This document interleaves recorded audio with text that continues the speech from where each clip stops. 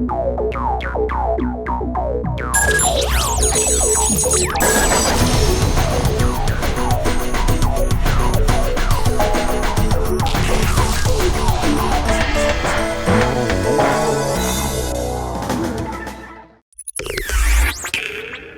have an addictive personality, so I have to be very careful about the games that I play. When a game comes along and sinks its hooks in deep, I have a really hard time concentrating on anything else, and I love that. I love the games that nail a constant, gratifying sense of progression and keep you awake at night. I've come across a few games in my life that I spend an irresponsible amount of time playing, and there are still others that I've intentionally avoided because I know what they would do to me. Here are 8 games so addictive that they might just take over your life, and it might just be worth it. You constantly hear 2 things from Rainbow Six Siege players. It's one of the buggiest games I've ever played, and it's the best first-person shooter I've ever played. Both are totally true, and once you start discovering how fun and how useful every single operator is on the attacking team and on the defending team, you'll find yourself counting down the hours at work or waiting for your spouse to fall asleep so you can sneak in a few more hours of playtime. The hook is in the game's intensity. Because matches start off slowly and methodically, and because the gameplay is so smart, unforgiving, and gritty, matches commonly come down to the final seconds of the final round. I'm not exaggerating when I say that I often find that my hands are shaking at the end of a match from adrenaline and nerves, and the only thing you want to do at that point is start up another match, and then another, ad infinitum. I've been spreading the game dev story gospel for years. I think it's the perfect smartphone game. If I were to offer one game to a skeptic who thought that smartphone games could never take over your life the way a good console game can, Game Dev Story would be that game. This is a sim game with light RPG elements that has you managing a small video game company. You begin in a tiny office with just a few employees, but as you work your way through gaming history, crafting games of various genres for increasingly powerful consoles and handhelds, your team grows in size and in prestige. It's adorable, it's hilarious, and it's paced in such a way that makes it impossible to put down. I guarantee that if you start this game, you won't be able to stop thinking about it until you finish. It's less than $3, so you have no excuse. Go buy it and say goodbye to a day or two of productivity. There's a reason they call this Candy Crack Saga. I get Facebook notifications from my grandma at least a couple times a week. She sends them out to everyone trying to get more plays in Candy Crush Saga, and it's the main reason I've decided that I will never play this game. No one is safe. My dad is also addicted, and several of my friends after years are still logging in to play this game and get past levels that they've been stuck on. This thing is spread like a virus, and Candy Crush Saga has been downloaded over 14 million times. That's just from the Google Play Store alone. It's no wonder Activision was willing to pay almost $6 billion to acquire the developer King Digital Entertainment. Take a look at the top 3 reviews on Apple's App Store, and what do you see? Highly addictive. Cannot stop playing. So many levels. Such addictive. Wow. How much money have you spent opening card packs in Hearthstone? The free-to-play lure is all too effective, and what's worse, once you try it out, you realize it's a phenomenal game. I've never seen free-to-play monetization executed so well. In the beginning, you're introduced to the most accessible and lighthearted collectible card game you could imagine. It's full of artistic touches, characters, sounds, and music that will wring every last drop of nostalgia out of your heart if you're a former Warcraft or World of Warcraft player.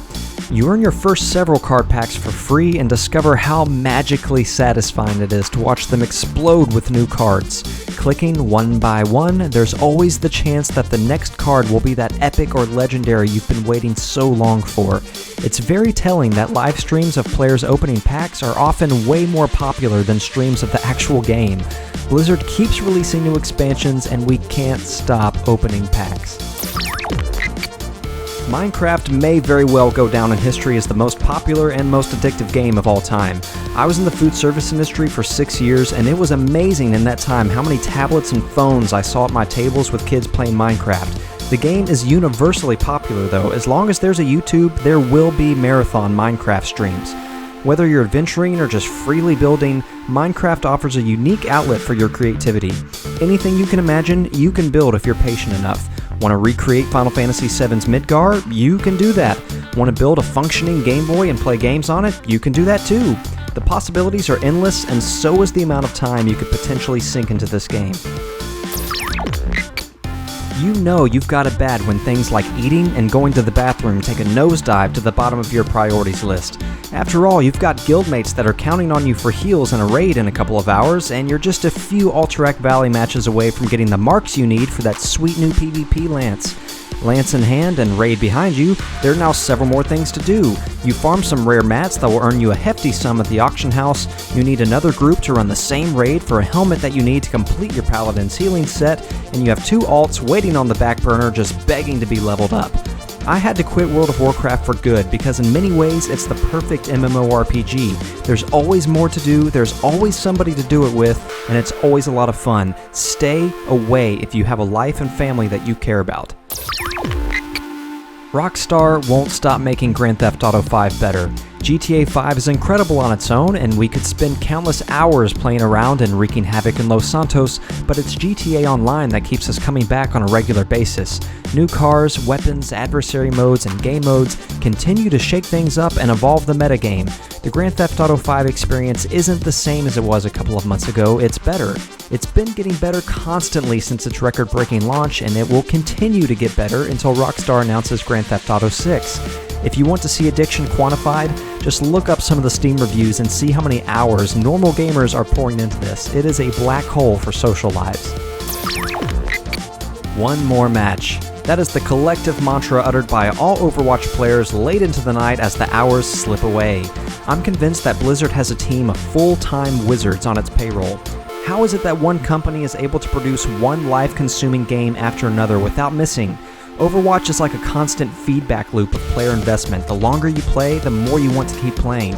You intend to pop on for a quick match or two, but then you level up and open a loot box. That loot box contains a legendary skin for a character you never play, so you decide on a couple more matches to try him out.